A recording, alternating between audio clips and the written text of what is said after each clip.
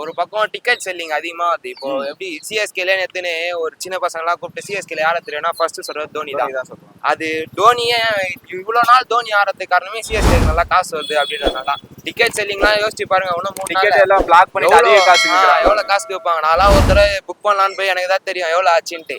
எங்க அண்ணன் அப்புறம் ஆசைப்பட்டு அதை விட்டு வந்தாரு. ஆர்சிபி மேட்சுக்குலாம் அவ்வளவு காசு. ஒரு காரணம் தானே தோனி வந்து அவர் ஆசைப்படுறாரோ ஆடணும்ட்டு அது ஒரு காரணமா இருக்கலாம். ஆனா என்ன பொறுத்த வரைக்கும் நான் என்ன யோசிக்கிறேன்னா அதான் யோசிக்கிறேன், காசுக்கோசம் தான் ஆட வைக்கிறாங்கன்ட்டு. இன்னொன்னு கம்பேக்னு பாத்தீங்கன்னா இது வரைக்கும் சிஎஸ்கேக்கு வச்ச பேர்லாம் டேடிஸ் ஆர்மி 2 வருஷம் பேனு அப்படியே தான் போயிட்டு இருந்துச்சு. இந்த வருஷம் ஏன் கம்பேக்னா ஃபுல்லா யங்ஸ்டர்ஸா இருக்கிறாங்க. சிஎஸ்கேல சொல்றது என்ன, எல்லாரும் டேடிஸ் ஆர்மி தான் சொல்லுவாங்க. யங்ஸ்டரா இருக்கவே இந்த தடவை கொஞ்சம் ஜெயிக்கும் அப்படின்னு ஒரு நம்பிக்கை தான். சிஎஸ்கே பொறுத்தவரையும் தெரியாதா, சிம்பிள் மேட்சை கூட கட்சியில எடுத்துன்னு போய் தான் ஜெயிப்பாங்க.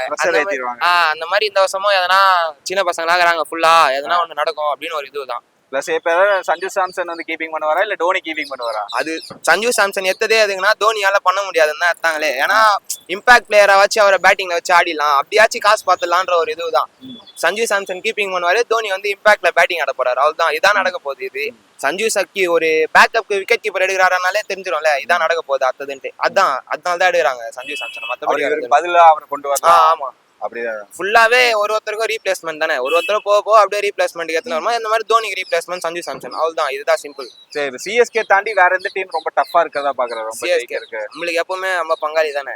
ரொம்ப பங்காளி எப்பவுமே வருஷம் ஒரு கடப்பார பேட்டிங் கடப்பார பவுலிங்னு வச்சுதான் இருக்காங்க. அவனுங்க எங்க ஆப்ஷனோட ரீப்ளேஸ்மெண்ட்லயே முடிச்சானுங்க, அவனுங்க ட்ரேட்லயே எல்லாத்தையும் முடிச்சானுங்க. அதனால அவனுங்க தான் எப்பவுமே டஃப் தான். இந்த வாட்டி எனக்கு தெரிஞ்சு அதான், ஒன்னு சிஎஸ்கே ஒன்னு மும்பை, இவங்களுக்கு தான் டஃப் இருக்கும்.